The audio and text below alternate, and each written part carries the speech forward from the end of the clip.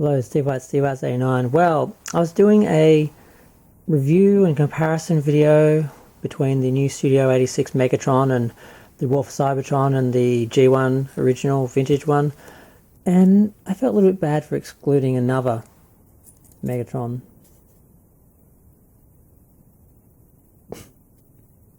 Can you blame me? This is the Megatron. I think this is the Chug version. I think we're calling them Chugs now. This came out of the Generations universe. I don't know. They released a bunch of classic figures with sort of original designs, but yeah, he was like a space laser gun version of Megatron. And I mean, if you remove these giant freaking wings, which are just the sort of outside of the gun that just fold off, it's a really basic transformation. He doesn't look that bad as a robot, and he does look kind of like Megatron in the face. He's got like a light pipes, which would be really nice if these ones had light pipes, so the eyes lit up. I don't know why they didn't do it with Soundwave and some of the others. Some of the figures have them, but they didn't do it with Megatron. They could have. It's very easy to put a little light section on the top when they've got square heads and helmets as opposed to like human figures. But yeah, so he's got the giant gun. He kind of looks a bit like Megatron. Like when you put him next to, say, let's move the vintage one. When you put him like next to like that one, you see the legs are sort of black and similar. I don't know. I'm trying to give him some dignity and respect. I'm not sure he deserves. It's a pretty bad figure.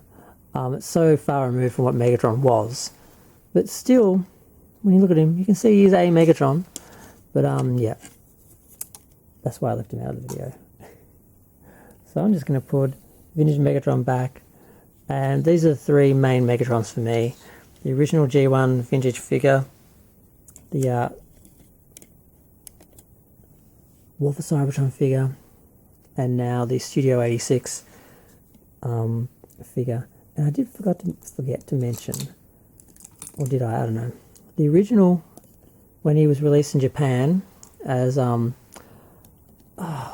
can't remember the name of the because the original Autobots were Diaclones, and the Decepticons were from a different company, I believe, because they were all guns and cassette players and things you could sort of hold, things that transformed from real life items, small scale wise, whereas the Autobots were all cars, and the Jets were, I think, Diaclone as well, but they were made, or Decepticons, I don't know. When he originally came out, he came with the sword, and the Japanese reissue that I got came with the sword and the ball and chain, and he still shoots bullets, because the original one from Japan would shoot bullets, but the American one didn't. The new Megatron comes with a version of the sword, like the lightsaber that we see in... I've only remember seeing it in the promo art for the movie. I don't remember actually seeing him ever use it. But I meant to highlight that in my little video, and I forgot, so I thought I'd come back to that. And while I'm there, I thought I might acknowledge the other Megatron.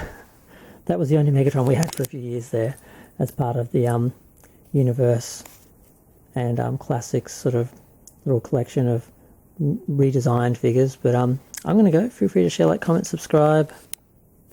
Let's go out of focus. Yep, so feel free to share, like, comment, subscribe. Let me know what you think of the new Megatron in comparison to the others.